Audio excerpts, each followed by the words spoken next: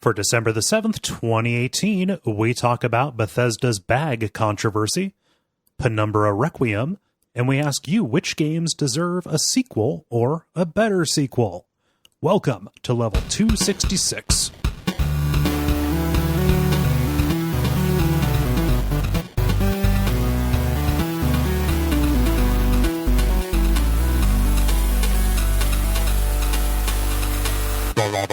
My name is Cole Ross. My name's David Meismith. I'm Jala Prentice. I'm Merkel. And you're listening to The Level. It's a podcast for people who love video games. Hey, thanks for coming. Thanks for having us. Yeah. I feel like we never say that. Thanks for hosting this, Cole. Yeah. Oh, I could not do it without you. People would not want to listen to just me talking. I think your Twitch stream says otherwise. Yeah. I'm interacting with folks though. It's not just me extemporaneizing about stuff. No. I'm super happy to have you guys here. Yeah. And I've got Greta here. She's not in cat jail anymore. She perked up at hearing her name. Yeah, no, she just sits on a chair in my office, curled up, and occasionally she wants to sit on my leg. I think that is a ploy to get up on my desk, which is really the one place she is not allowed to go. Is on my It's the one place desk. She wants to go now. Yes, Of course. Yeah. So I let her up on my leg so she can scope stuff out, and if she seems interested in a thing, I pick it up and I hold it next to her face so she can smell it. And when she gets bored with it, I put it back down. I'm trying to remove all mystery from it without having her up here.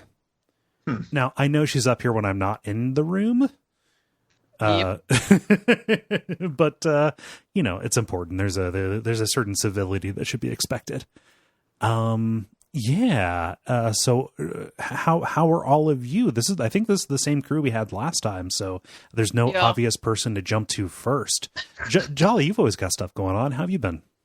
Well, I completed the Mama Stump Go Ruck Tough event, which was 10 to 12 hours worth of carrying heavy things over distance and doing PT and all kinds of stuff like that. If you guys remember, I did the Spartan Hurricane Heat 12-hour in May, and I had to stop after 10 hours because my arm gave out on me. Yeah. My arm did not give out on me this time. Fantastic. So I was able to complete the event, and it was an all-women's event. So it was actually really cool in honor of Mama Stump, who is a lady who started fitness at the age of 56. She did her first 5K at 56, and she did her first Go Ruck Tough at the age of 57, and she did a bunch of those and ended up doing like a half marathon and all different kinds of stuff. And eventually she ended up fighting cancer and passing from cancer. But everybody in the Go Ruck community remembers her fondly. And, so it was in honor of her that they did this event. So it was pretty awesome. It was kind of ironic because I was the only person from Houston.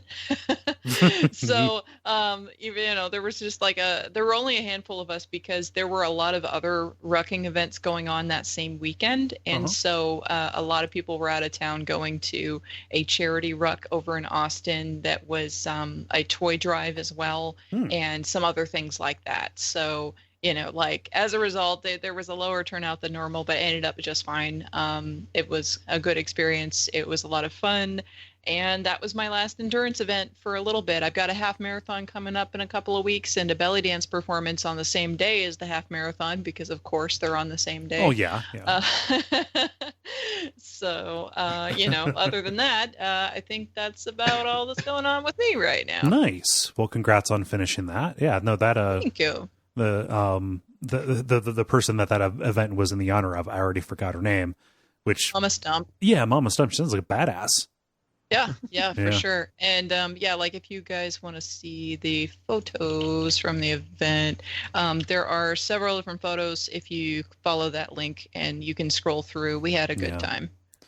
You can tell that we had a good time doing that. So one question though, I thought they discontinued PT. Like you can't get a hold of that anymore. Har. I need you to get angry, otherwise it's not fun.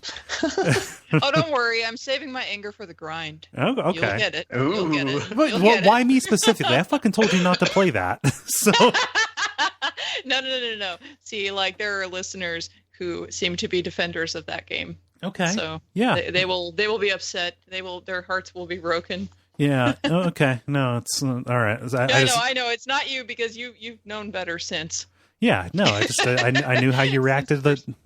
Just specifically, pre-preview of the grind. I don't mean to take it away from you, but otherwise people will probably forget about it. By the time we get there, no, Jala started playing Danganronpa 2, which you already had. So, Yep. I mean, he probably had to justify it a little bit. But, Yep. yeah, no, I think I probably bought the game when I was still kind of enjoying the first game, because I enjoyed the first game more or less until like the end. And then like I had problems with it, but I always have complaints about like everything, so it's not news, so I was like, okay, well, for the most part I'm enjoying this. Let me go ahead and get the second game because it's on sale or whatever the heck the situation was. I'm sure it was on sale. I wouldn't have bought it if it wasn't, so but anyway, I just preview for later. Yeah. So, We'll talk about it. yeah. How about you, David? So I had a big martial arts seminar this past weekend. Basically, Mark Denny, aka Crafty Dog, who is the founder and head of the Dog Brothers Martial Arts Association, came out here to New York and did a seminar on stick fighting. Particularly like dual sticks, some stick grappling, and then some knife technique. So it was a lot of fun. No one was seriously injured. Learned a lot of new techniques, new approaches, particularly with the knife. Some technique based on some of the South African approach to knife fighting, which was really interesting. So it was a really good time, and it was kind of cool hanging out with people. Also, the first time I'd made it out to Queens. Oh yeah. So that was a lot of fun. Although, unfortunately, the New York subway kind of didn't have its act together, so we kept running into trains that were supposed to be running that weren't. So that was kind of whatever. Do you have to ride on your track or on a different track? Well, we wanted to get on a train that was supposed to be there, but then we got there and there was a sign that was like, oh yeah, we decided to do construction this weekend. Oh yeah, and there was no way to know this until you were already on the train and halfway there. Right. Yeah. Yep. No, that's what the L train that you took across and up, or did you go like the 3? I believe it was the 3 to the J. I want to say. Yeah. But anytime they cross the river, it turns into bullshit. At least that's the way it was a decade ago. Yeah. I also, this is obviously in the future, but I made the mistake of looking at some of the projections for like post global warming Manhattan, and basically the area I'm in would totally be underwater. Yeah. Well, it's because they got rid of all like the oyster farms, those reefs. Right. Well, and just it's fairly low lying also. Yeah. I mean, if you guys start now, you can probably get your building up on stilts. So yeah, exactly. Apparently, I was reading Tokyo has just built like these massive underground like cathedral style vaults under Tokyo to hold all of the water in case of flooding. That makes sense. I mean, if you're at all at risk of any kind of like tsunami. Right, exactly. Yeah, that shit's fascinating. And presumably that, makes a convenient place to store your mecha Godzillas. Yeah, or your Eldritch Gods, anything like that. Yeah. Oh, well, here's my question. We don't have to go on for too long about this. I understand how you do like a practice sword. You know, it's wooden, it's blunt. I understand how you do like practice fencing. You have a little tip on your foil. How do you do a practice knife? How do you practice knife without cutting someone? Sure. So it's generally either like a hard plastic knife or a padded or rubber knife, or sometimes like a blunt metal knife. So usually if it's that, it'll be like made out of aluminum, so you can't really You got to really work at it to cut a person with it. Yeah. For sparring, you can use any of those, or they also make knives that basically have like what in effect is like chalkboard eraser like material on the edge that you can chalk up so that it'll leave a mark. Okay. Or more interestingly enough, they basically make shock knives so that you get a little bit of a electric shock if you get touched with the edge. Do you have to fight naked? Huh? Do you have to fight naked? I mean, don't think you have to, but I mean, come on. You get no. I'm assuming. I mean, I know they're like enough voltage to like throw an arc. Okay. To do a little bit of an arc. So I think they'll work even through clothing. But the idea is pretty much anytime you're doing a knife fight, you're going to get cut. So it's important to like learn to expect that and not to let it stop you. Right. So to give you an idea, terrifying.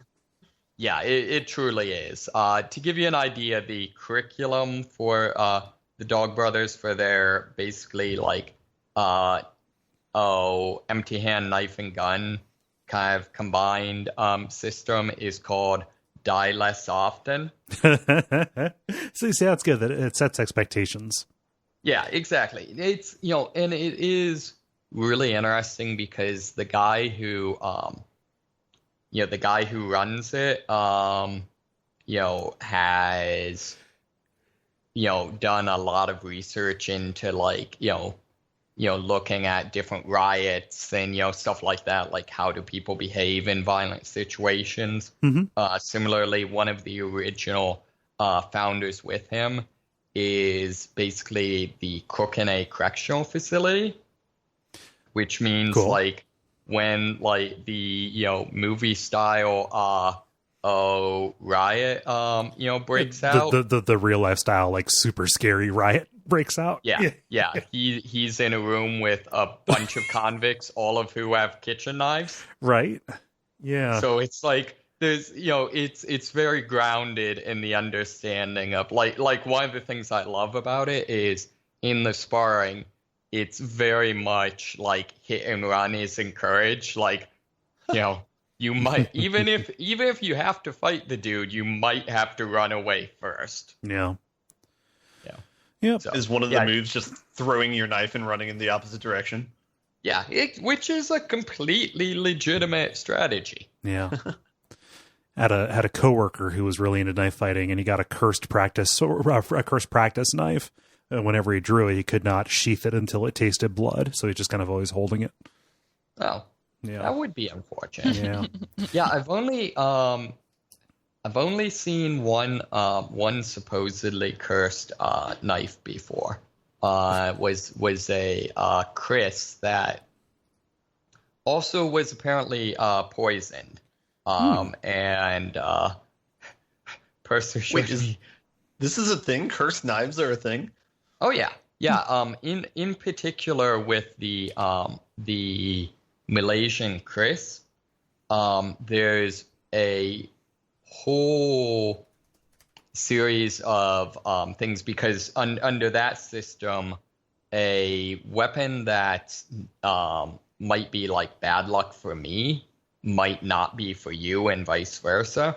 So there's this whole system of like, you fold up leaves a certain way and cut them, and depending on how the cuts end up, that tells you, and you're not supposed to ever point the knife at someone because that's sort of like the wail of the banshee. That's like that's definitely a thing. I mean, I'm not speculating on whether any of this is true or not, but like there's definitely cultural practices around all this. Yeah, interesting.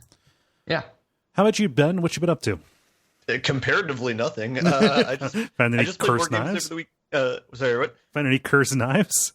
No, I've ran into no cursed knives over the weekend or regular knives, so I'm happy about that.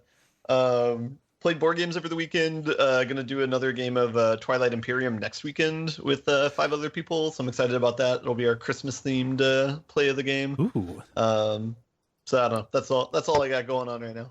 Do you play that game with like the same people, or are you walking new people through every time? There's been a couple of like one-off like editions, and then this time I invited one of my neighbors across the street, so he'll be a newcomer. But the other 4 people I've played with before, they played multiple times. So what should be good Christmas themed Twilight Imperium? I requested people wear their ugly Christmas sweaters, and I'm going to make Christmas cookies. That's about it. Okay. Yeah. I thought maybe you were like raiding the North Pole in order to capture the Santa presents. Race that has a bunch of elf ships that fight people. Yeah. Well, that sounds very pleasant. Yeah.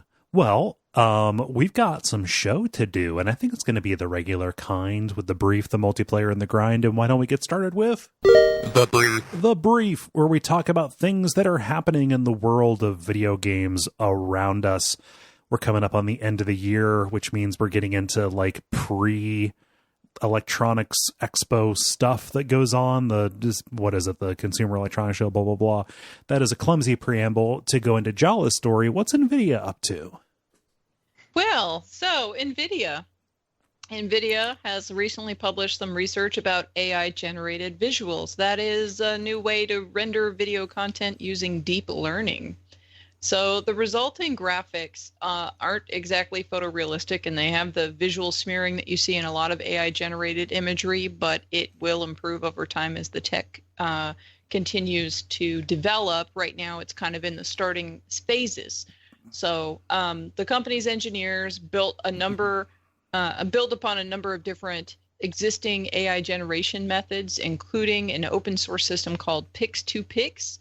It uses a neural network known as a generative adversarial network, or GAN, which is widely used in AI generation, including for the creation of AI portraits, such as one that was recently sold by Christie's as like a piece of artwork.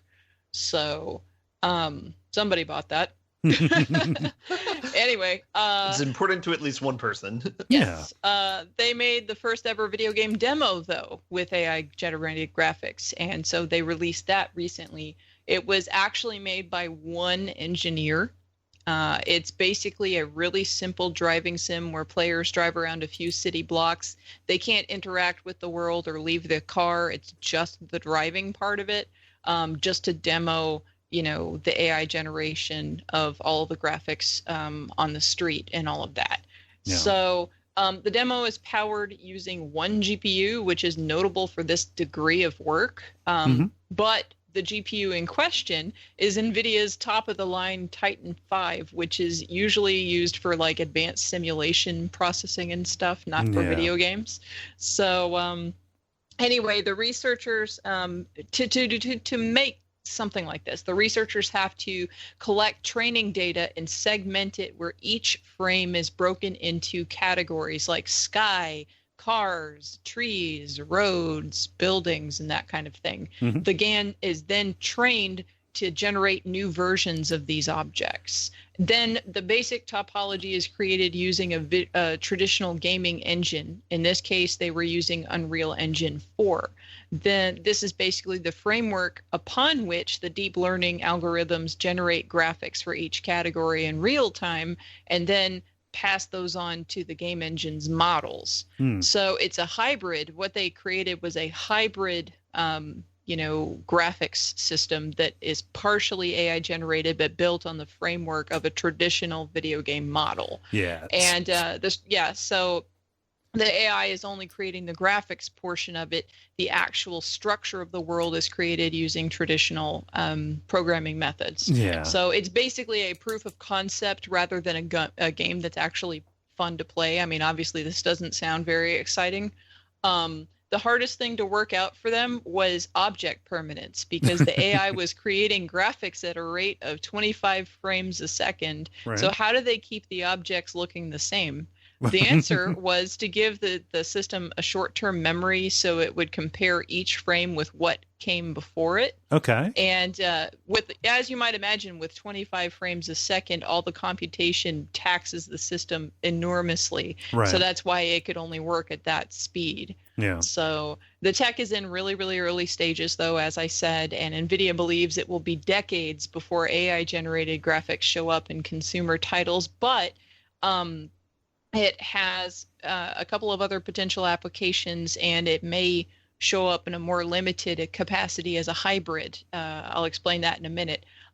So the potential application in other areas of research include things like robotics and self-driving cars using this kind of, graphics prediction method. Mm-hmm. Could also assist in those areas of research. Yeah. And it also may show up, like I said, in a limited capacity as a hybrid thing, where basically the majority of the game is rendered using traditional methods, but then AI is used to create the likenesses of people or objects, like, say, for example, making avatars that look just like the players. You take a photo and then, the AI generates the graphics for your character or something like that.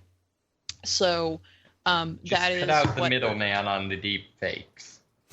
Yeah, I was about to say that too, but so basically right at the moment they are also comparing it to ray tracing tech in terms of how long it took to come into actual games, because we're only just now starting to see anything really come out commercially that has that ray tracing tech, but like the first ray tracing tech stuff came out, some time back.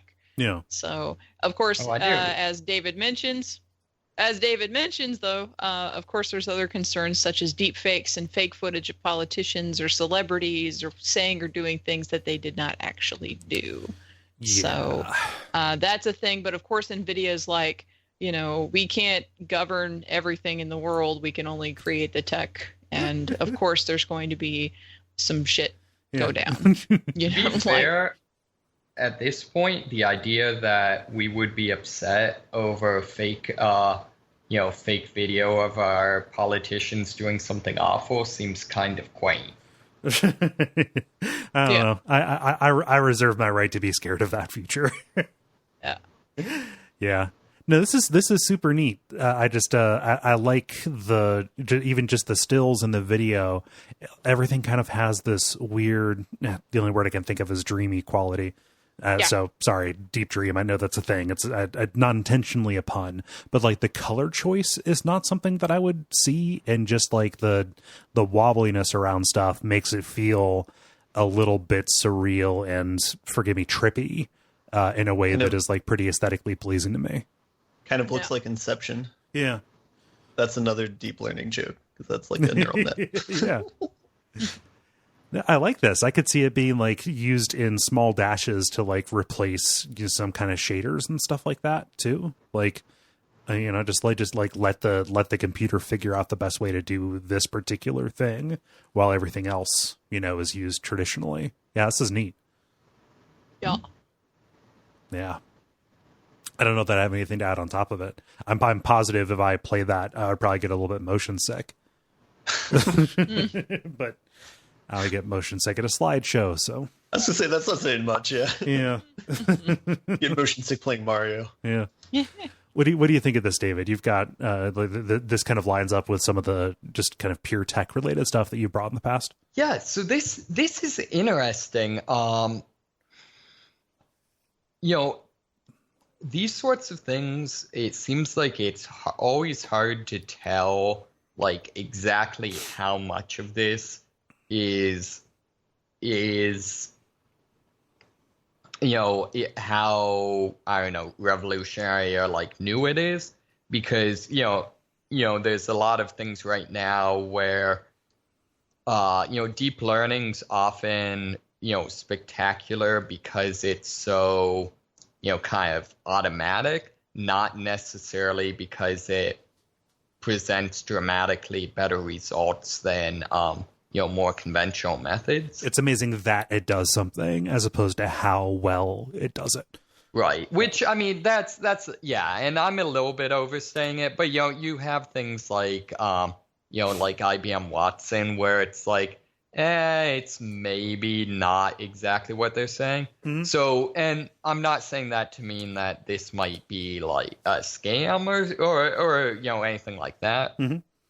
But just it's always interesting to then read some of the tech postmortems where they say like, oh, this thing they showed really isn't that surprising, but this other thing is really revolutionary, stuff like that. Mm-hmm. So what I'd be interested to see is like, to what degree is this kind of like you said, like the Google Deep Dream or whatever plus procedural generation, mm-hmm. and to what degree is this like truly a very new way of doing effectively procedural generation. Does that make sense? Yeah, it makes sense. I mean, it might ultimately be that like the part of this that is the coolest is what Jala was talking about with the ongoing comparison to kind of hold the edges.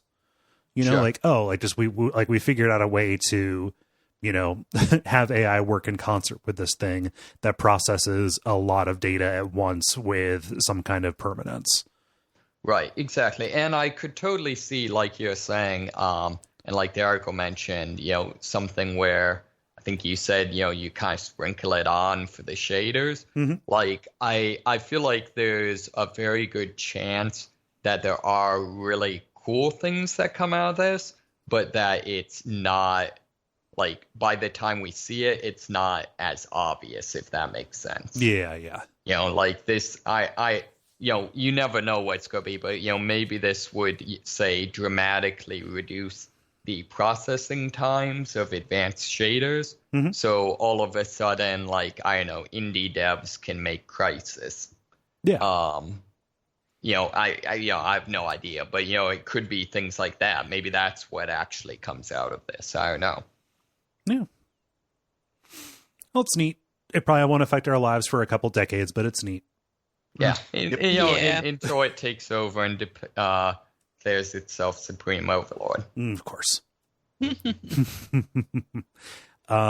Let's see. I've got one that is not so much something that is happening, but something that is not going to be happening. So it is a subversion of the usual Kole story.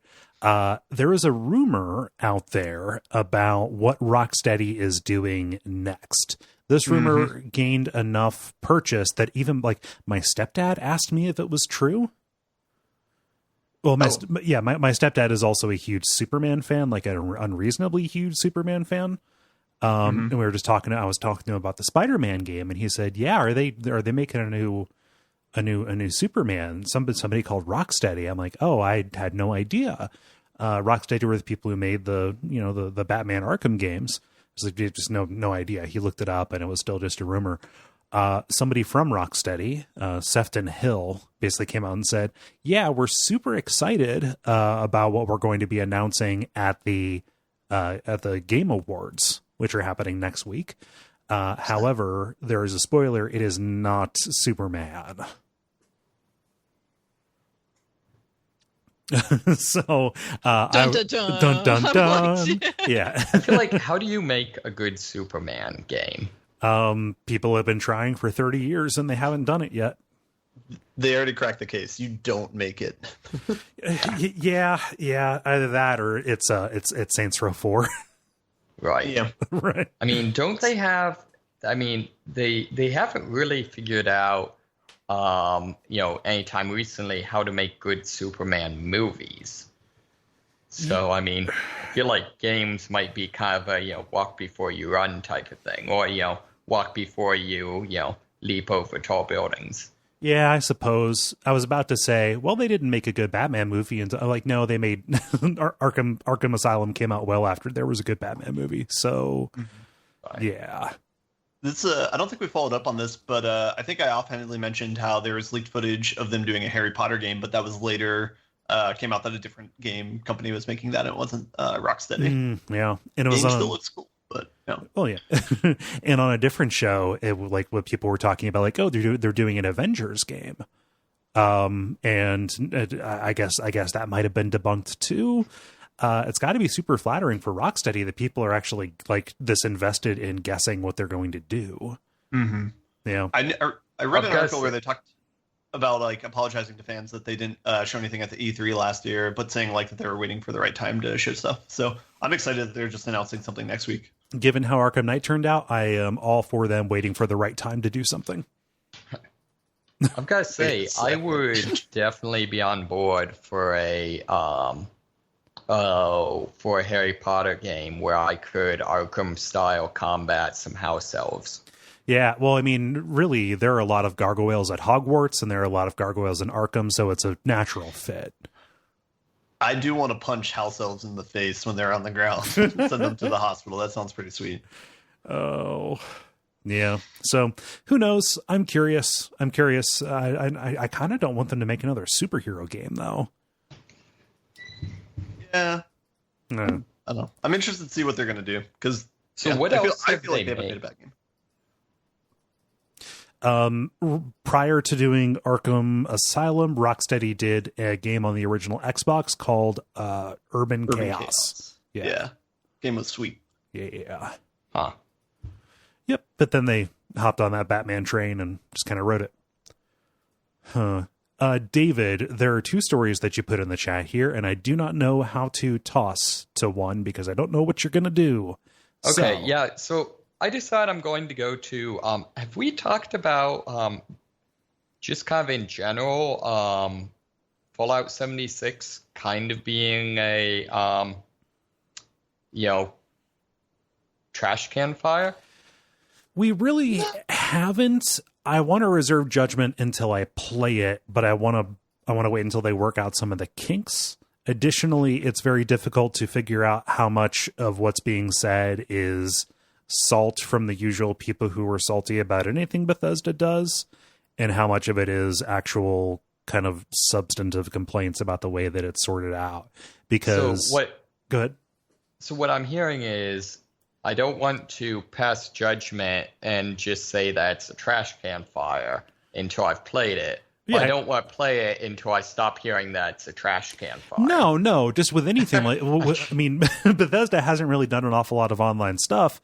You hear about, any product that is primarily online having a lot of problems in the first few weeks. So like, yeah, it doesn't make any sense to buy it at launch because it's probably going to be broken. I've got a bunch of other stuff to play. That's more my trepidation. Additionally, there are people that I really trust, namely Zach from Video Games Hot Dog, who says that he is really, really, really enjoying it. So it's hard to tell, right? I myself put a lot of stock in what he says, Sure.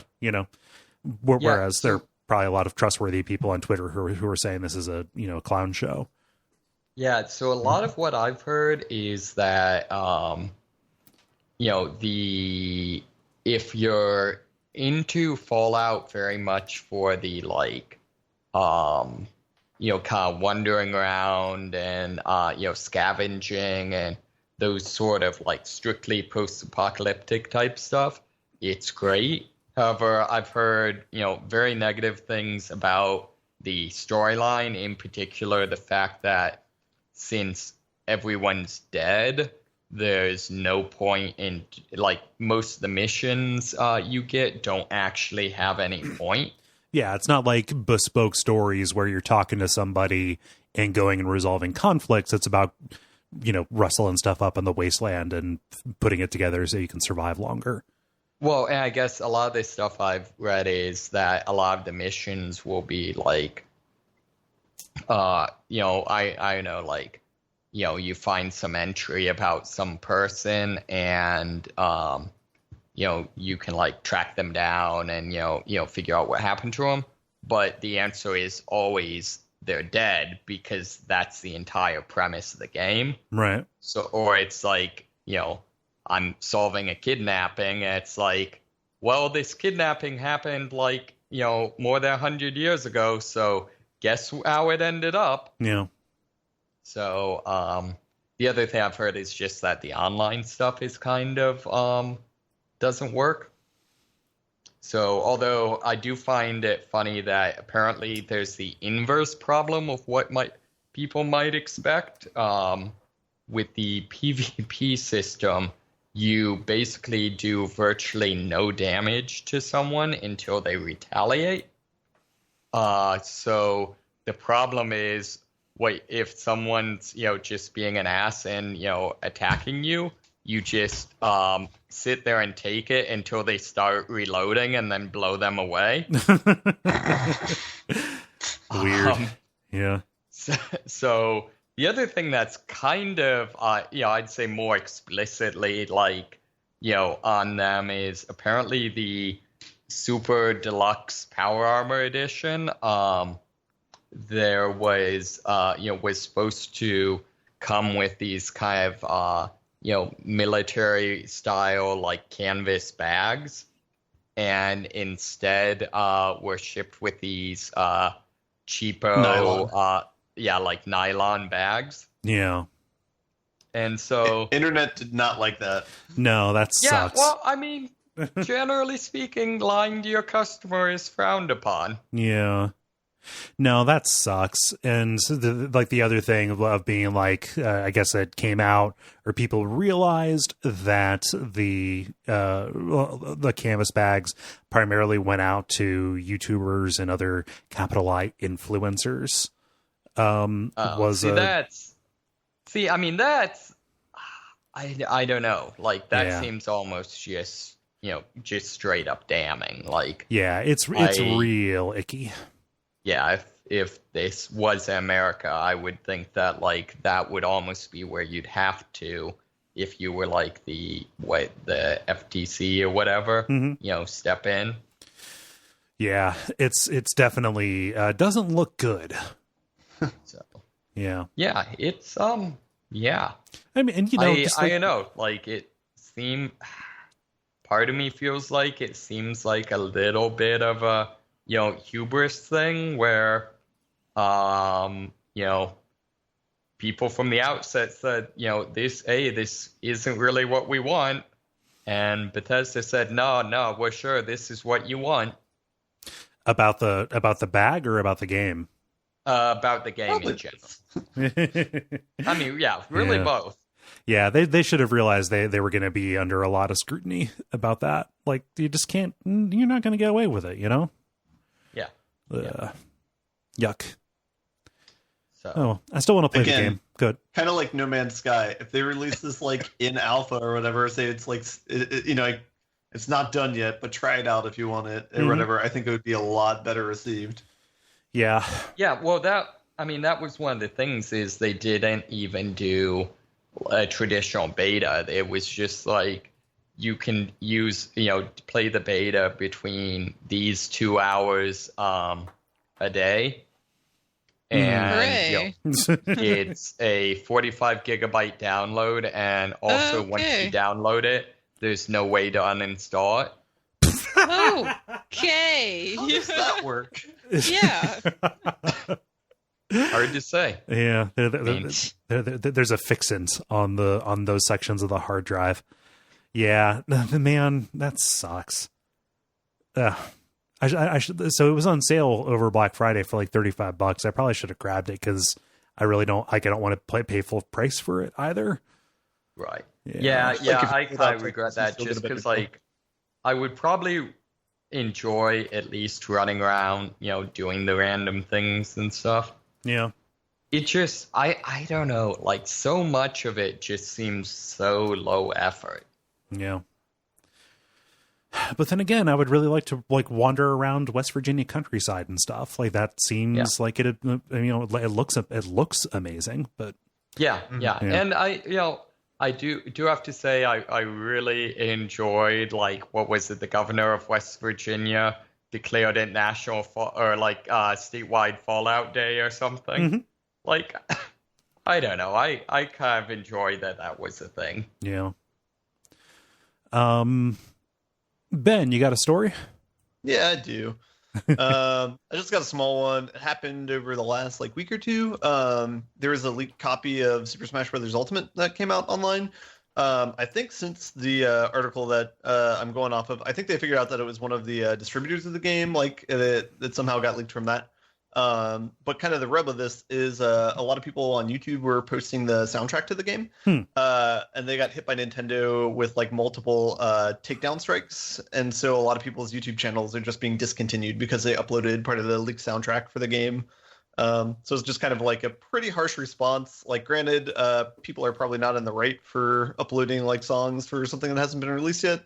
Same time, from their point of view, if they see their competitors doing it and they don't do it, then that's kind of they're kind of in a hard spot, I guess. Yeah. But it seems like the people leaking the game are the ones who should be punished, as opposed to the people who are just copying what's already out there, I guess. But yeah, I don't know. Yeah, it's hard to know what to think about this. I think that a permanent action, just that kind of copyright strike is probably too much. Yeah. One, does it seem like it doesn't seem entirely like copyright is exactly the right thing for this. We don't like that people are leaking. Well, if they're not the leakers, it's now now in the public. I'm not sure it's exactly. I know this seems a little bit like abuse of that tool. Yeah, and definitely in line with their treatment of streaming and general YouTube content in general. It's it definitely sets up just an icky pattern. I'm saying icky a lot. I'm sorry. It just doesn't look that great. It's the word. Yeah. Nintendo's just against everything online, I guess. Yep. Oh, well. And also it feels a little bit like, I don't know, a secret is yours to keep. That kind of thing. It's not up to somebody else to keep your secret for you. Right. Yeah. Exactly. Just in terms of, I don't know, general etiquette, but Nintendo is not a person. So it's hard to, legally they are. Yeah, I like to pretend that it's not. It's nicer in my head, which is a scary thing to say. Yeah, Just look at Greta, dude. Don't worry about the rest of the world. Multiplayer. Now it is time for the multiplayer, where we ask you a question and then you answer it. Jala, what did you ask the nice people? I asked, what great game never got the stellar sequel it deserves? And thanks to Michael P. for the question. Yeah. And you preloaded the suggestion box by having an image from Grim Fandango. A pretty disturbing one, actually. Yeah. I don't think I've ever seen that of the skeleton rolling down the stocking. Really? Yeah. Never seen that. Oh, okay. Yeah, or maybe I never noticed how upsetting that is. What is filling Probably that stocking? the latter. Yeah, probably that. I'll get started here. Brandon says, I would have to say Alan Wake or Until Dawn. Both were great atmospheric horror games with a unique twist and surprise ending. They both also had a good, unique B-movie quality to them as well. And there were some replies to that where people are like, good answer. So. Yeah, I would like to see some closure to Alan Wake's story. The DLCs didn't satisfy me. Mm-hmm. Yeah. So it's weird. Alan Wake, I got not like a follow up, but they did. What is it? Not Remedy. What's the name of the game they did, Ben? Quantum Break. Quantum Break. Yeah. In the first part of the game, there's a chalkboard that has interpretations of Alan Wake on it in an academic setting. Nice. Yeah, and then Until Dawn is getting that anthology series coming up, which I'm psyched about. Like a spiritual sequel. Yeah. Let's see. Ben, what does Jack say? Jack says, one game that really resonated with me was Jade Empire. A lot of the mechanics were somewhat similar to Coder, but I had a blast with that world and characters, and gambling on BioWare's quality was actually what led me to buy an Xbox. Fair. Yeah, I'm surprised that never got one, just because, they clearly, spent some effort, developing a world and, a new IP. And I think it was relatively well received. Yeah. But then they just never went anywhere with it. Yeah. I mean, it's probably the case that they just got really wrapped up in doing Mass Effect and Dragon Age. Yeah, I suppose so. Yeah. I know I heard bounced off of it just because I was really expecting Knights of the Republic again, and when it was different, and when there were no lightsabers, I was like, darn. But that was my problem, not the game's problem. Yeah. David, what does Mike say? Mike says, it's too bad that Z, 13? also known as 13, never got a sequel for a number of reasons. It ended on a major cliffhanger, and its visual style, a living comic book, really stood out. Also, I'm down for anything having to do with spies. So what I've no idea what this is. This is a very, very old game. It was an early game on the PlayStation. Definitely PC. Yeah, definitely PC. So it was an early game on GameCube and Xbox. I believe I think that it might have been an adaptation of a comic book or something like that. It was a cell shaded first person shooter that had a real kind of like comic book style. Yeah, it looks similar to good. Looks similar to what? Borderlands. Yeah. Like this was one of the first major cell shaded games to really come out and get a lot of people to pay attention to it. Although it might have come out alongside the Wind Waker. Yeah. Yeah. It was like part of a trend, right? It came out in 2003. Yeah. So they came out at roughly the same time. And David Duchovny did a voice in the game. I remember that much. Yes. Yeah. No, I never played it, but yeah, it's like that and No One Lives Forever. Were just I guess No One Lives Forever got a sequel though. Shit. Yeah. Spy games. Did it get the sequel it deserved? I think people said Nolf 2 is good. All right, then Yeah. Not a valid answer then. Okay. Let's see here. Jala, appropriately enough, what does David say? David says, as your dreams, give me more monsters, different environments, and an even bigger town to build. Yeah, that's my buddy. Good job, David. Did good. You did good. Yeah.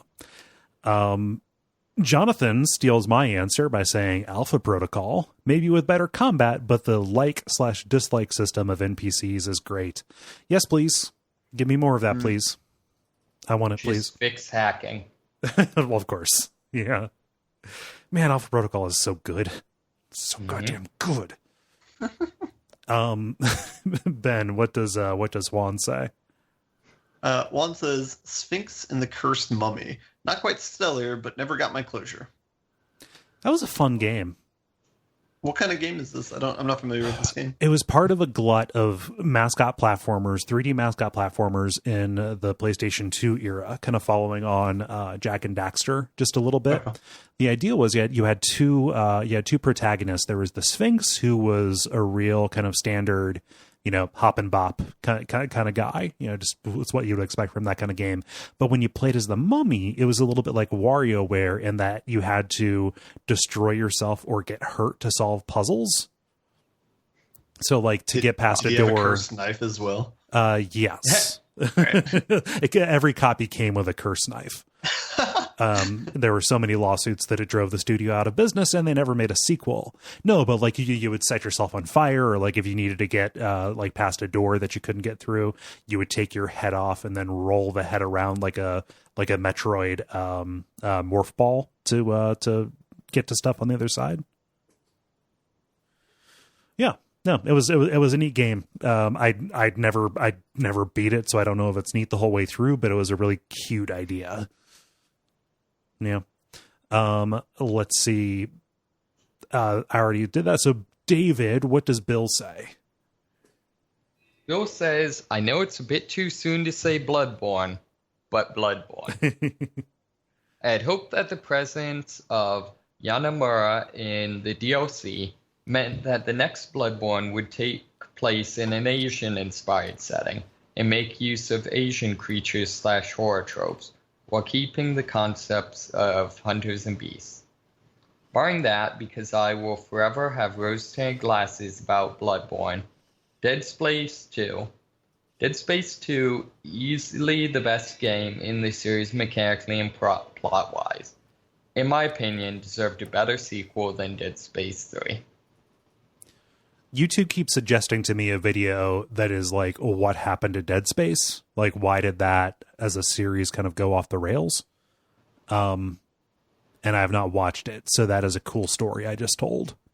So I thought, I played a very little bit of the first one. Mm-hmm. Like maybe just like the first 2 combat encounters, very little bit.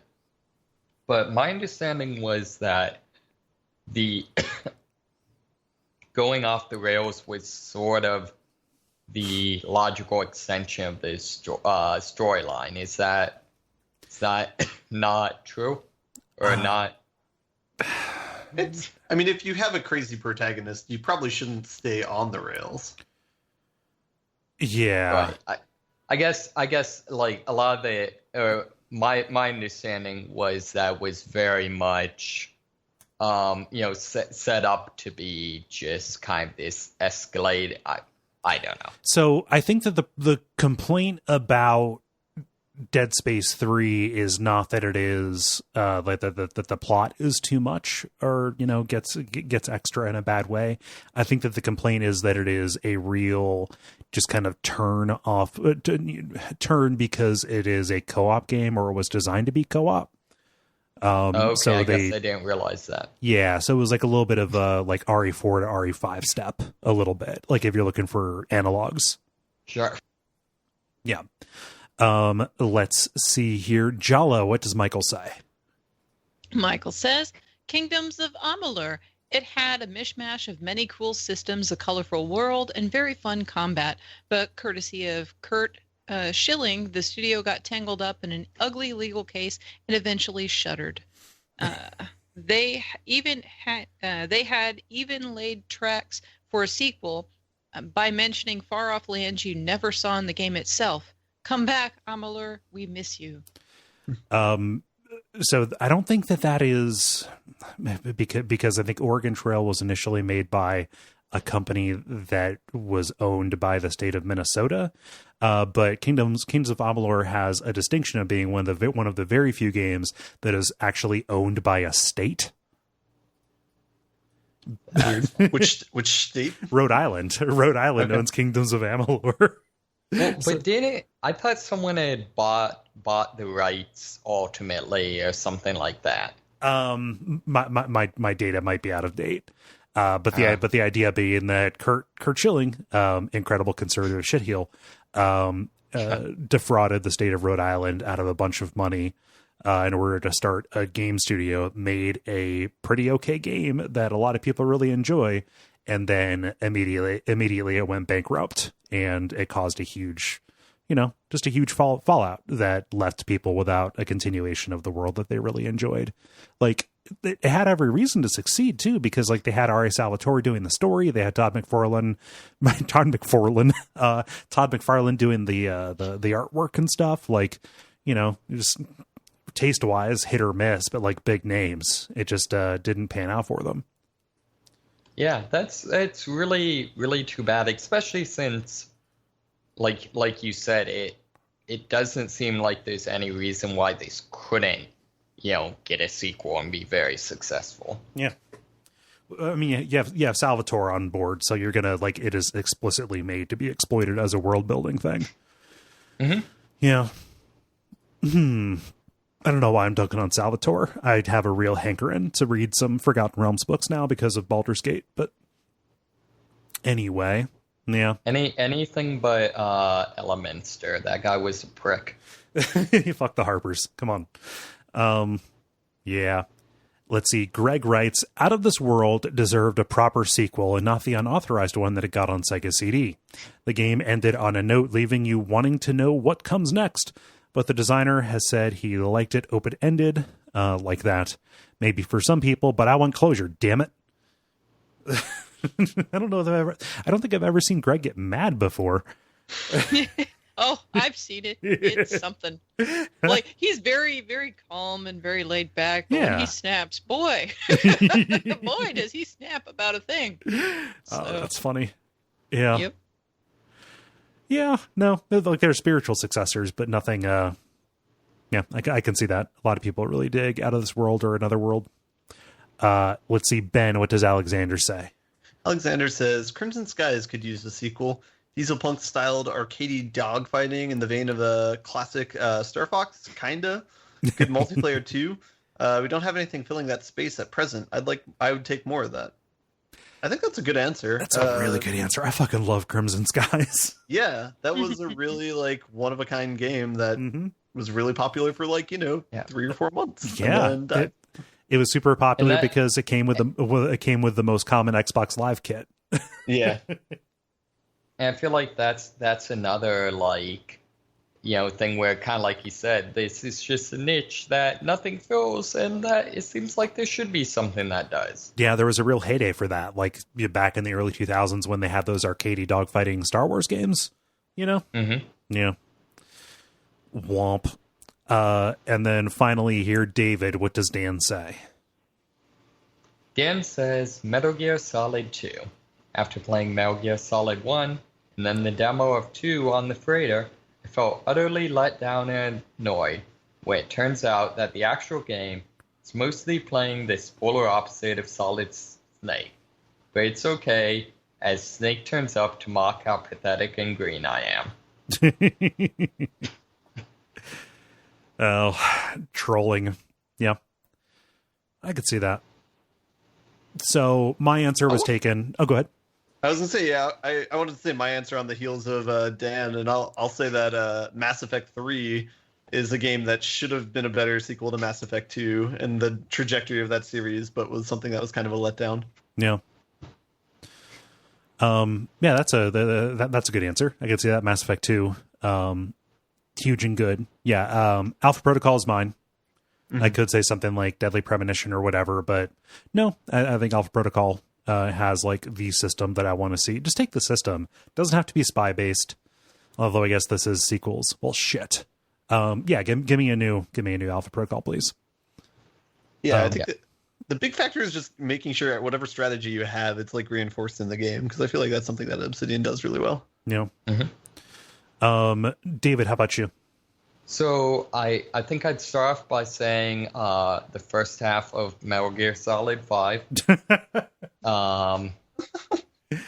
And then I have determined that Metal Gear Solid 5 is my new Stanley Parable. And I do have to say, just in terms of in my heart, I want another Bloodborne. But I think if I was going really to the core, the spirit of this, I'd have to go with Magi Nation. Oh, yeah.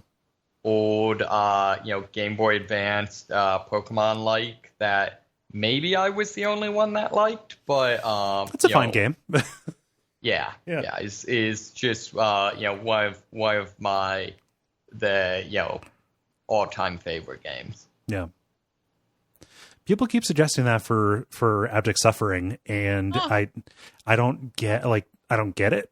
So I guess they just was this the first one?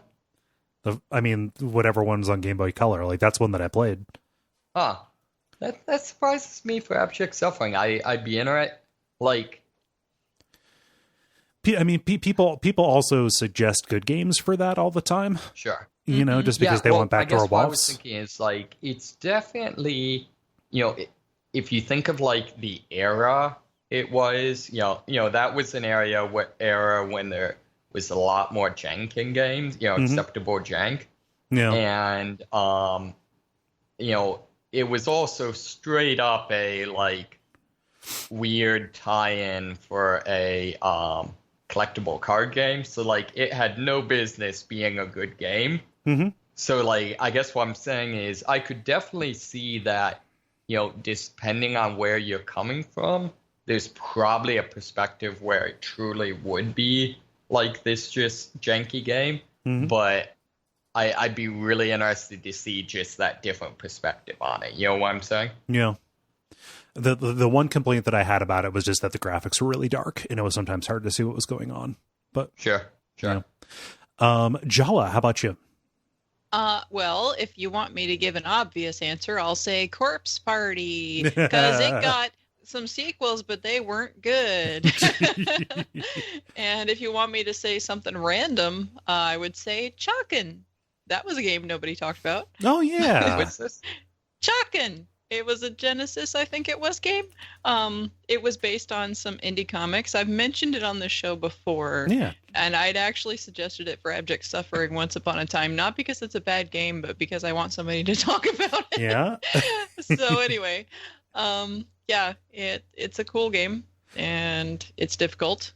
And they did make a newer game for it past the Genesis, but it was like, from what I know of it, it was terrible. Yeah. So Is this yeah. Shocking the Forever Man? Yes, that one. That one. At the that was very linked least, the to- dude looks like a badass. Uh-huh. Yeah. Oh, huh. Yeah, this, I mean, if we're just going from the look of it, then clearly the sequel to this game was called Bloodborne. But A lot of people said that, like when when a lot of people really wanted us to extend Bonfireside Chat in a way that it just kind of was not necessarily feasible. They wanted episodes on Chakin and kind of similar stuff like that, which is part of why I played that and thought like, oh, this is actually really good and probably should get a WoW sometime. Yeah. nice. Yep, and also just like that aesthetic, like the aesthetic of the game is like 90s comic .png. It's very funny. What's great is, like, if you go to the artist's website, Robert A. Krause's website, it's still operational. It doesn't look like it would actually work and be functional. But, like, you can email him there. I emailed him and asked if I could still buy the comics. And you can still buy the comics off of his very archaic website. Nice. So, and that's the only place you can get them. They're not on Comixology or, in Amazon or anywhere else. Like, they're just there. Yeah. Because With these, they're like, very indie comics? Indie as hell comics, yes. Yes, you can totally buy them there. So, that's the thing. Nice. See, I'd That's be interested. that's my secret answer. I'm sure this exists. Like, I really want to find a documentary or like whatever the book form of a documentary is or something, just on like indie comics and just all the logistics of it, where clearly there were enough people that knew about this for it to become a game. But yeah. But like, I'm really interested to know, like, when you have no distributor and the internet doesn't exist, like, how did this news spread? You know what I'm saying? Yeah. Turtles was originally an indie comic too. Yeah. Good point. I think that people had less to do and also a lot less to talk about back then. So, oh, Sure. yeah. I'm only half kidding. Thank you for putting this question up, Jala. Yep. Yeah. Thank you, Michael, for suggesting it. Yep. If you would like to participate in these in the future, go to facebook.com/The Level Podcast and watch for them to go up on Mondays. The grind. Now it is time for the grind, where we talk about things we have been playing over the past week or so. So I'm going to look at last week's episode, and we're going to reverse the order. How's that sound? Reverse. Yeah. Okay, I don't remember what last week's order was. You'll have Two to steps prompt this us. time. Yeah, no, I got it pulled up. Okay. I went last time, so I'll go first this time. Okay. Yeah, so I've not been playing very much. I've been down in the Baldur's Gate 2 mines. And we're going to be talking about that at length on Watch Out for Fireballs. That is a good game that has got me really thinking a lot about Forgotten Realms stuff in a way that I kind of haven't since high school. Yeah. So, the only other thing that I've played since last week is the terrible, horrible, not so good, very bad. But yes, exactly. No, the piss poor expansion for Penumbra called Requiem. Yeah. Yeah, I wasn't even there for part of it because I was doing my event. Yeah, Rats. no. Rats. Oh, darn. Wow. Were there in fact rats? I feel like that could actually be a thing. There were lots of crates last I knew. So many crates. Oh my god. Yeah. So I really like Penumbra Overture. Penumbra Black Plague has a lot to recommend it, even though it feels more conventional than Overture does. And Black Plague ends on a pretty conclusive and satisfying note. It's an older game, and it and also the ending of that game is also the beginning of the first game. Your character fires off an email saying like, "Hey, terrible things are going on down here. You need to destroy all of it." And so I started streaming Penumbra because I wanted to play all of them and see things through. And even though the end of Black Plague felt very conclusive, I was like, well, where did they go in the third game? And the answer is nowhere. So pretty much. This is so frustrating. So you like your character, after he fires off this email and he's been infected by this crazy virus that messes with his perceptions. I talked about that last week. He wakes up in this strange room, like in the tomb where this virus was buried and sealed away. And there are pressure plates and there are crates, and you have to figure out how to push the crates onto the pressure plates in such a way that you grab an artifact to power a portal to get to the next place. And then you jump to an unconnected area, and occasionally you get a voiceover that talks to you in kind of a mindfuck kind of way. It's messing with reality, like PA systems that are obviously pre-recorded start addressing you.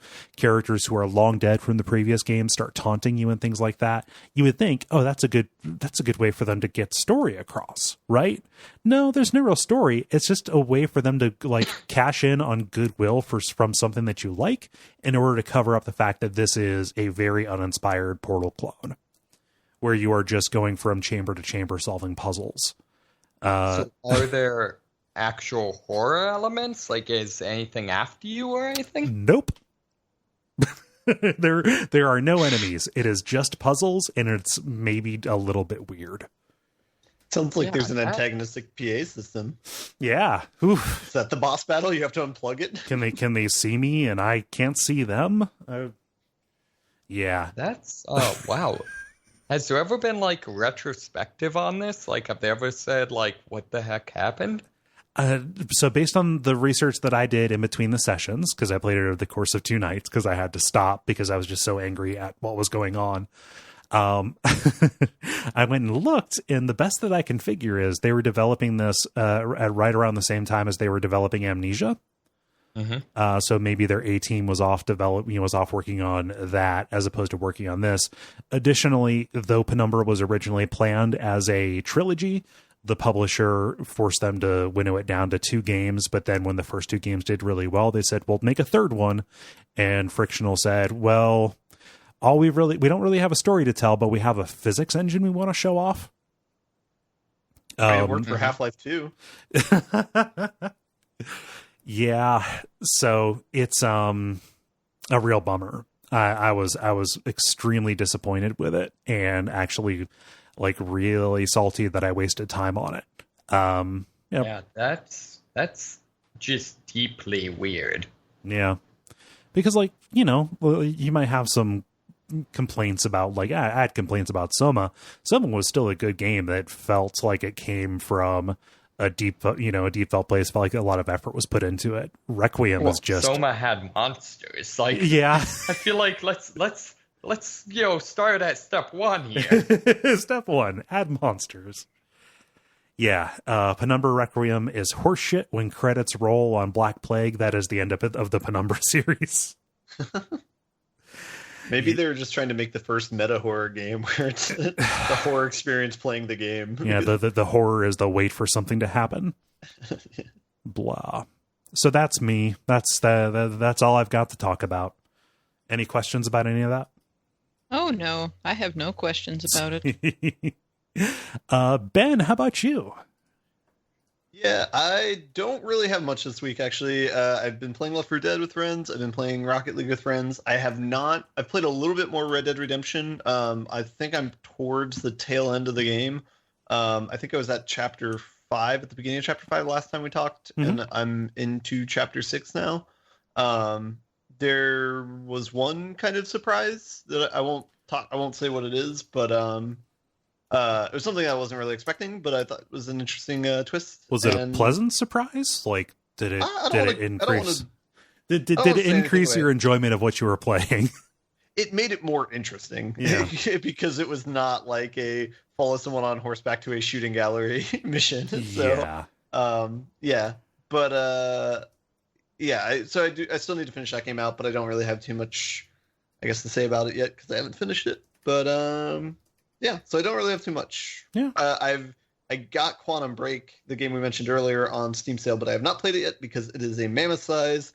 And I have to delete all but 2 of my games on Steam in order to install it. What? You have to clear out the fridge? Yeah.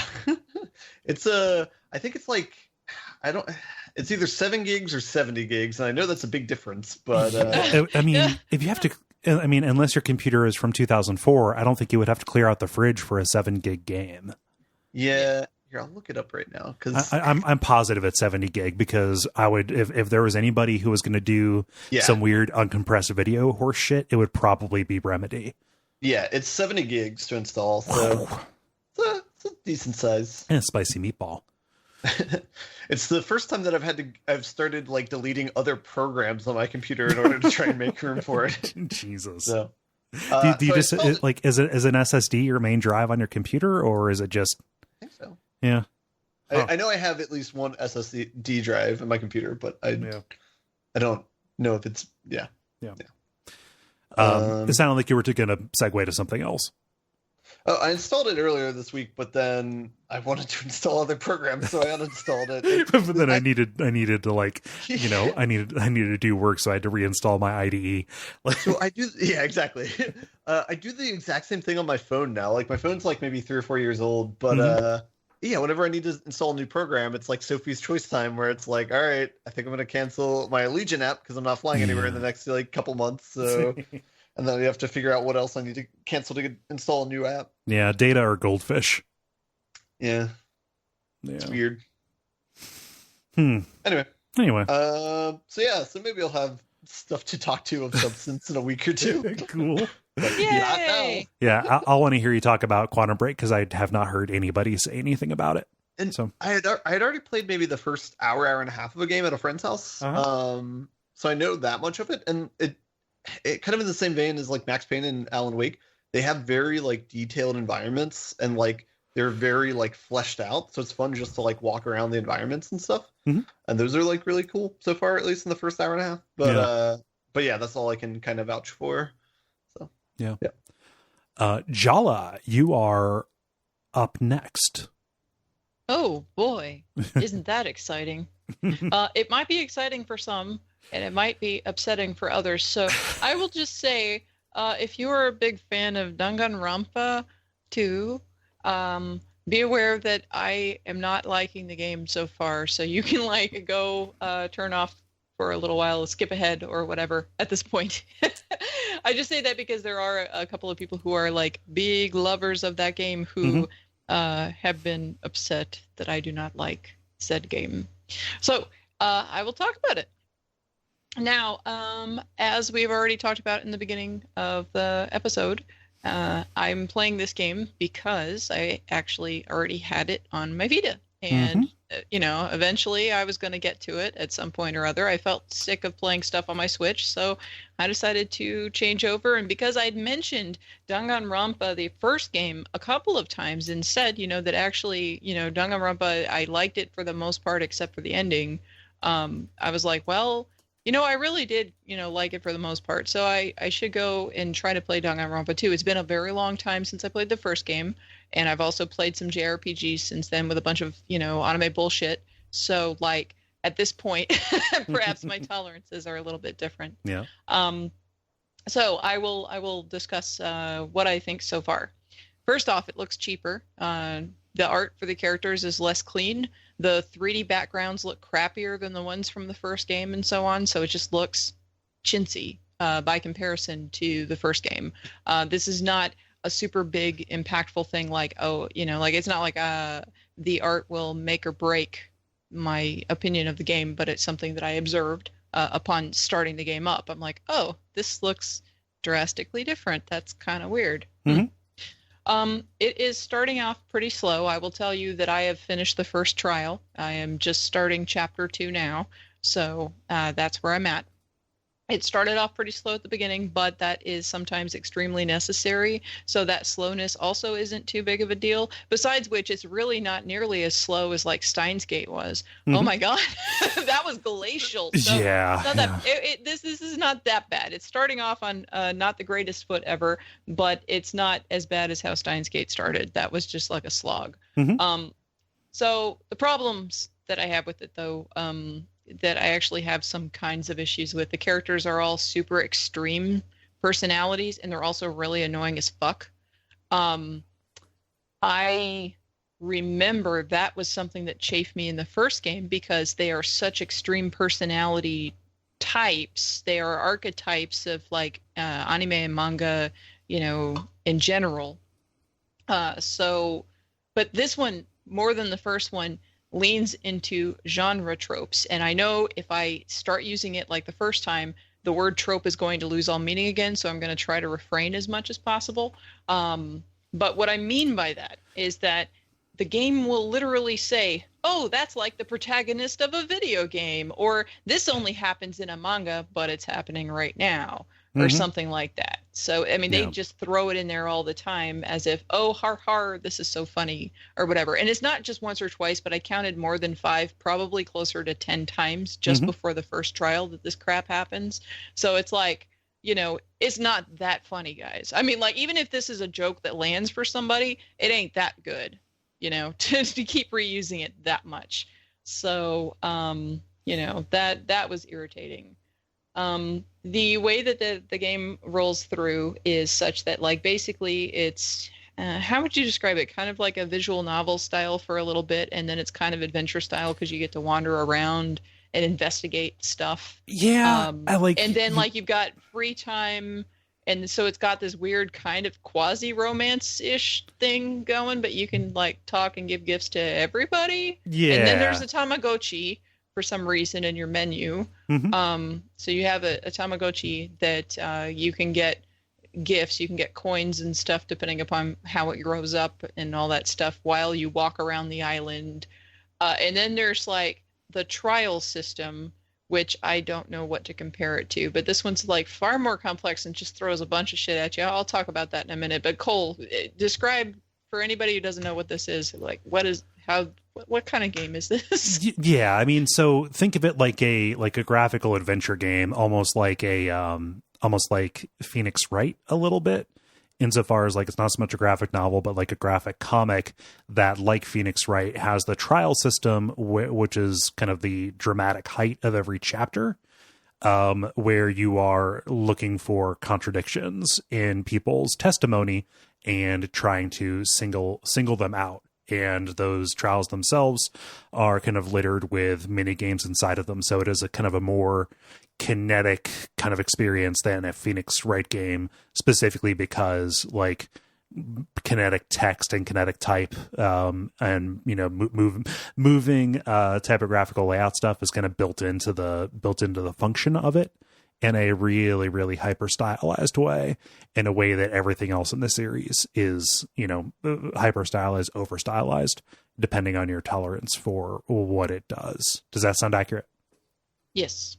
And also, like, on that note, it's the stylization of it is something that I actually liked from the first game. I like the music in this game. I like sort of like the general layout of how the game works. All of that is fine. Boy, those trials are long as hell. I forgot how long they are. Were they that long in the original game? How long are they? I don't know how much time it took, but it felt like fucking forever. There's a save point in the middle of the trial. Yeah. So I mean, it's long enough. They're pretty long. It's kind of like watching 2 episodes of a TV show a little bit. Yeah. I was like, oh my God, I'm glad I didn't try to do this last night when I was tired, because I would have been even more pissed. Yeah, they build in an intermission so you can sit down, and it especially feels a lot longer because there are turnabouts like in Phoenix Wright, where things are progressing naturally along toward what seems like a logical conclusion, and then somebody who has been withholding information reveals it either voluntarily or by force, and then it's like, oh, we've got to cover all that ground again. Like it, you know, they make choices in service of drama that often serve to like undermine the arc that you might have that you might want in a well-paced piece of fiction.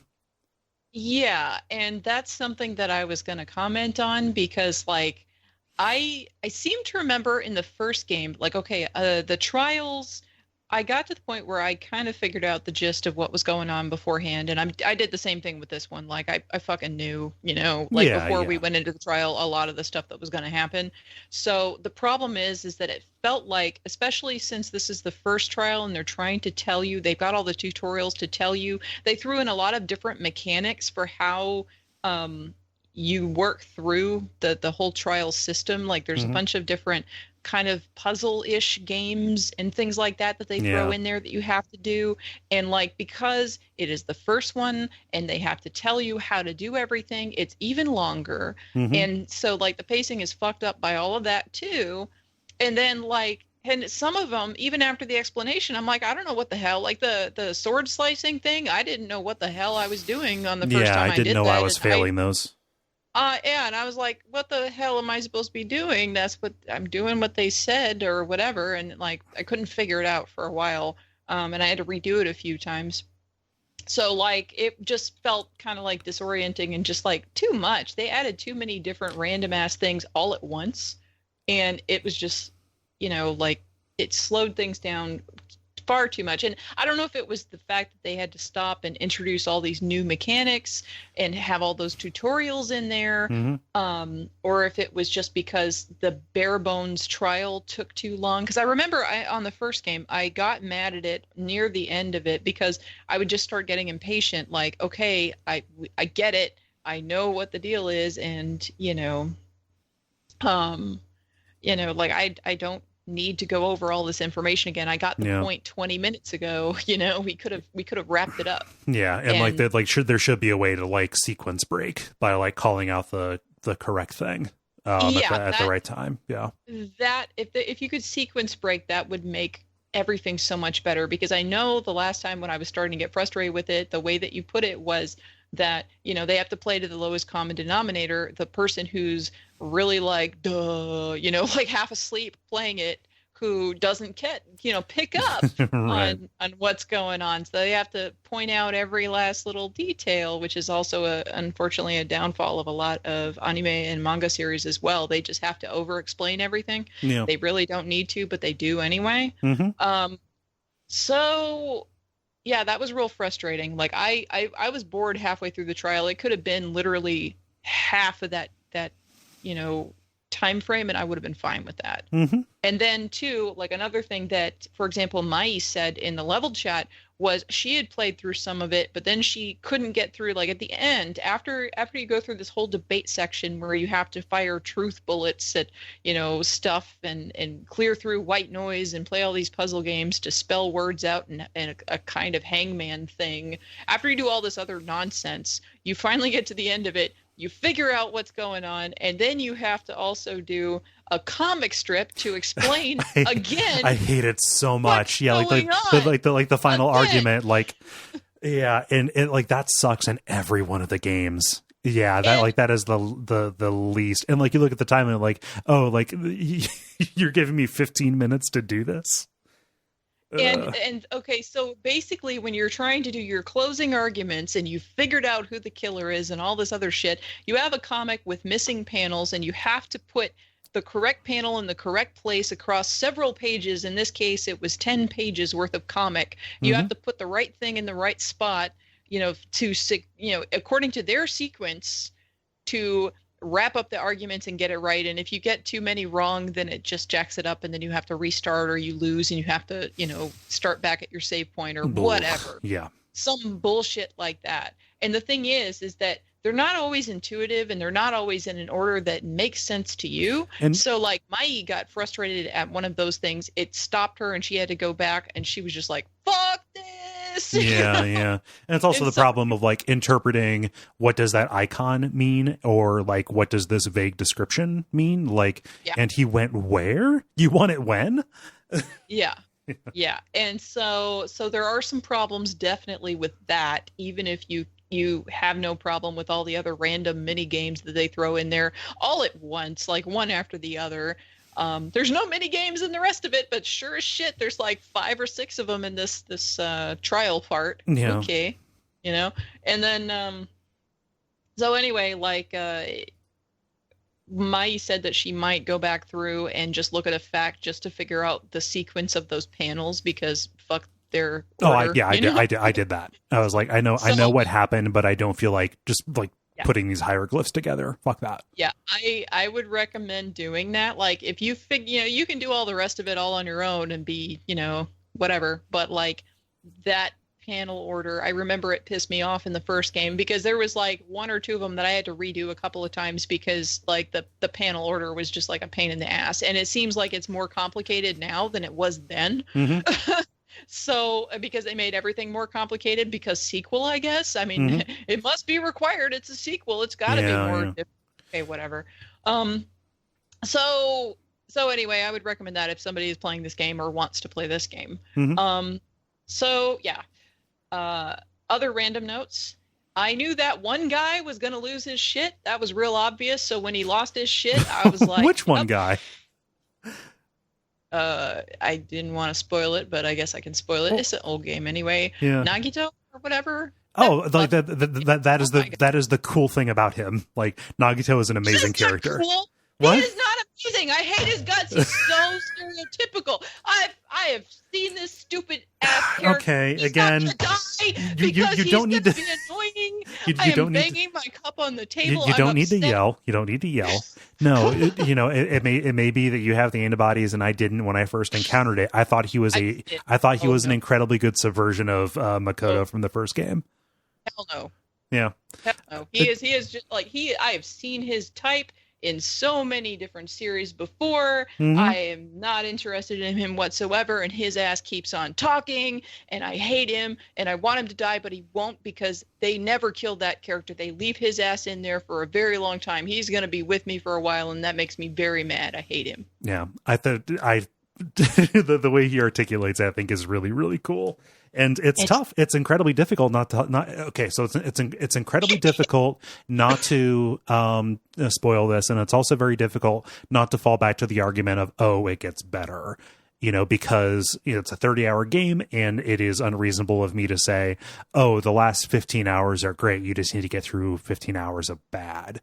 I think that it doesn't take 15 hours to get good, because the mystery it sets up and the way it starts paying off is incredibly affecting. Like, I think that it like the specific way in which they find the edge of the map and then just drive the fuck off it is special, and I think is what gets it a ton of goodwill. But like, why would you listen to me if I said that? Like, well, here's the thing. That's what I was hoping was going to happen with the first game, and then they didn't do that. Instead, I was hoping they were going to take all the tropes and then drive off into the ocean and, burn the world or something. And they burned the world all right, but not in the way that I was hoping. They ended up ending it with the same stupid shonen bullshit they always do, and it made me so mad. So, like, anyway. Yeah, I wouldn't go into this expecting them to get rid of the shonen stuff, because that's just kind of what this is. However, I did not expect the specific way they did what they did in this. I don't know if that is tempting. Well, the third thing, it's hard not to spoil it. B, it is hard not to say, oh, it gets better later, so just keep with it. That's a shitty argument, and I don't want to make it. Third, I don't want to sound like I'm telling you to play this game. Well, also there's the fact that, like, for example, this is a prime example. Nagito to you is this awesome character. For me, I've seen that character type many, many times, and I hate it. I am sick of it. I've seen enough of it. I don't want to see it again, and I'm stuck with it in this game, for a while at least, because he's going to be one of the primary, thrusts of this game that's a counterpoint to everybody else. I fucking know that already. I also knew he wasn't going to be the first killer, even though I knew he was going to lose his stupid shit. And, on that note though, the first victim was the character I was most interested in. Yeah. But because they made him so interesting, I'm pretty sure that he's going to be back again. Because somehow, because this isn't the sort of game that would just leave that much mystery, like drop all that shit and just like leave it there. No, that motherfucker's coming back to life sometime. I don't know how, but he is. That or he faked his death or some shit like that. I don't even know, but I will see him again. I know I will see him again because they dropped the bomb and they're like, yeah, I'll tell you sometime, and then he dies. Nope, he's gonna be back. So see, all I'm hearing is table flippage achieved. Yeah, I am. And I don't know why you're yelling at me. I am so mad, but anyway, no. Like the thing is that okay. Overall, the mechanics of the game are still, solid mechanics and everything. The thing is, there are a few characters, or there were a couple of characters anyway, that I liked, one of which has died, but I know that person will be back. There's another character that I like. So for the sake of that character, I think that's what happened last time. I got interested in like one or two characters, and that's how I ended up sticking with the game, is because I liked a couple of characters and I wanted to see more of them. Yeah. And see how they played out. And so I think that's probably going to be the situation here. And if anybody's curious what character I like that is still alive, the Yakuza boy. Yeah. I like the Yakuza boy. He's so really I want to good. know more about him. Yeah. So anyway, he seems like the trope that jives with me the most. So I will pursue learning more about that person. Yes. But anyway. Jives with Jala's inner Yakuza. Indeed. Well, I mean, I'm flipping tables and yelling and throwing, banging my metal tea mug around. So, like I'm mad. Past performance is no guarantee of future results. I have no idea if this is useful data to you, or if it is just more me being blind to these, to these genre conventions. Any number of caveats on this. To my recollection, thinking back on my time, the first chapter and a half of Danganronpa 2 really put me off my beer. I was like, what in the what are they doing? Like, this is just weird. Yes. I don't like the new Monokuma. What I will say is eventually it starts playing with its own rules in terms of what a murder is, and kind of throws stuff that I didn't expect. And even if there was a glut, even if there was a dearth of characters where I just kind of didn't, a dearth of characters that I cared about, eventually they started growing and I warmed up on them. And then when they did die, Mikana's weird. I don't understand the fan service. So there's a character who, she's very clumsy, and every time she falls down while carrying food or something like that, it's like part of her powers or whatever, she always falls in a very suggestive way. So it's a way for them to put in these hyper pornographic poses that just has stuff obscuring the sensitive bits. It's really gratuitous and bad, and that's one of the things that put me off my beer in a super bad way. That eventually the stakes get high enough that that's just not the thing, and you are not in the weird grim comedy phase of it anymore, where you can have cheesecake shots that might actually include literal cheesecake. As you apparently do. So I also linked an image of my first virtual pet version, full of despair, shitty me, and it is a walking shit. That sounds accurate. Yeah, what I mean, that my experiences thus far in this game. Okay, the thing is that I know, it's kind of like when I was playing Steins Gate, where I was like, I know that they're setting up some things here that could potentially have a good payoff. All right, because what bothered me in that was, again, the pervert character really pissed me off in that one too. Yeah. And okay, that was a thing, and then Daru got past that, and he had other character development eventually, or whatever. So I'm sure that this character who ends up being they even flat out say, hey, look, it's a fan service shot, because you have to point at it and go, hey, look, guys, we're intentionally following all of these exact things that always happen in all of these types of things. That doesn't make it cool. if you say that no. you're doing it because that doesn't. In fact, it makes it worse because you are admitting that you know what you're doing. Yeah. Yeah. So it's whatever. But like, okay, there are some characters that I am interested in, at least quasi interested in. The one that I'm most interested in is the Yakuza boy. Mm-hmm.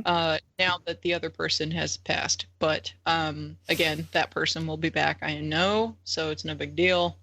I will wait for the glorious return. But like there are definitely things obviously that got me mad because the first time I flipped a table was with Danganronpa, the first game. So like this, I'm already like banging shit around on the second game, getting mad. Now the thing is, I know if you haven't seen something like Nagito's whole steez going on, his turn of character, if you've not seen that before, that is interesting, and you're like, hey, this is real cool. But unfortunately, my experiences are different, to the point that like as we learned long ago, our tolerances are quite different because of my exposure to anime and manga in general versus your degree of exposure to it. Right. So and where I took that, because there's like an anime fiend who loves this game and just eats this shit up, I guess. I mean, but and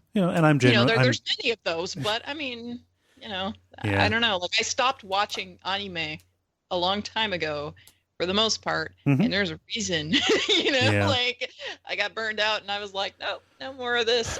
I'm done. So a little bit more about Nagito. What happens with him mentally is not as cool as the fact that it happens as early as it does, I think, and that gives him a lot of there's a lot of room for him to continue in that direction as opposed to it being some kind of reveal, right? To me that was interesting. Also, the idea, like this character. So in Danganronpa, all these students are like the ultimate so and so. So like there's the ultimate Yakuza heir. There's the ultimate like fashion designer, etc. And down the line, Nagito is like the protagonist of the first game in that he is the ultimate lucky student. But his entire arc is a little bit about what is the downside of having incredibly good luck. And I think that's a super cool idea, in a way that like, Longshot is a cool, or Domino, they're cool superheroes, right? Yeah. Yeah.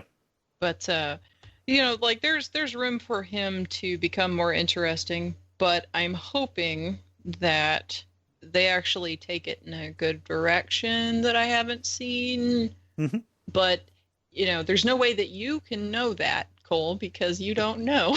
I don't know how you're going to react to this stuff. And additionally, it sounds like this game is making you angry. So don't play it if it makes you angry. Like, well, here's the thing. I know it's fun. I know it's fun to play it publicly and like have a fit. But like, well, here. I'm only really generally like reacting in this super negative way when it comes to the trials taking too fucking long, or when Nagito is talking. So, like I'm going to have to tolerate Nagito talking. But again, there are characters that I want to see more of, that I want to know what happens. And I have had so many people tell me that Danganronpa 2 is, it's so much better than the first. It's so good. You got to play it, whatever. So like, I will play it. I will see.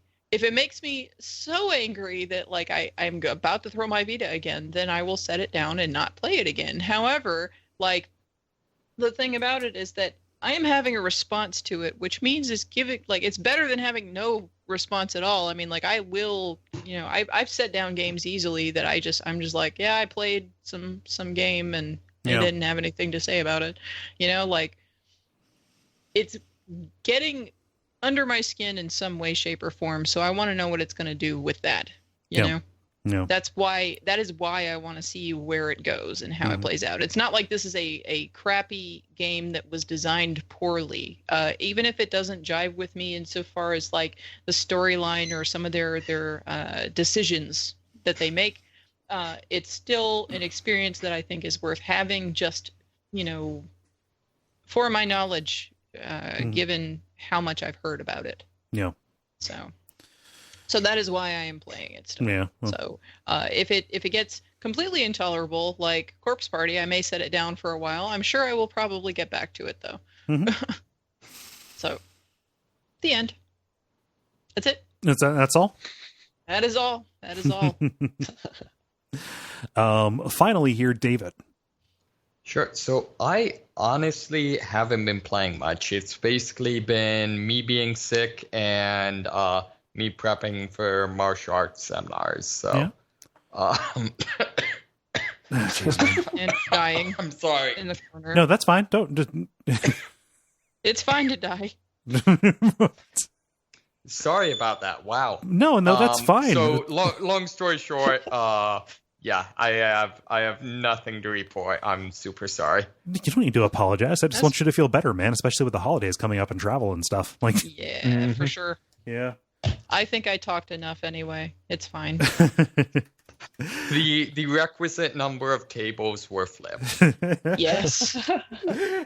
I'm sorry, we're going to need to disqualify you from this Flip Cup tournament. So, how do you all feel about buttoning it up? I feel buttoned. The credit. Thank you so much, everybody, for listening to this episode of The Level. Thank you, David, for coming on, even though you are not feeling well. I appreciate you being a sport. Always happy to. Hi, Greta. Oh, she's stretching and yawning. Sorry. So it's about 10 o'clock. It's about the time where she starts getting crazy. So I need to take advantage of that and wear her out. So I'll keep this short.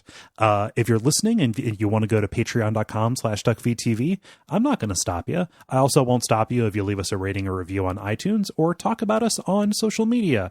Otherwise, though, just keep on sticking around until the next episode and then the one after that. And if you feel like it, the one after that. Again, I won't stop you. Additionally, Duckstream is going to be happening the weekend of December the 15th. We'll have details as that gets closer. Watch us stream video games and do other stuff to support the Transactive Gender Center out of Portland. This is the 5th annual one of those things. Am I forgetting anything? No. Okay. So I've been Cole Ross. You can watch my streams on Twitch at Duckfeed.tv. I've been David Minesmith. Maybe I'll be someone else tomorrow. Is this still you? an alive person. Yeah. Is this you? It is your becoming. You're going to cough yourself into a new life. You know, as you do. I am Jala-chan in places, and if you want to see any of my complaints of Danganronpa or comments, because I not all of them are bad, on Twitter you can find those. And I am Ben Merkel at Merkleby on Twitch. Yeah, and stick around for some titles.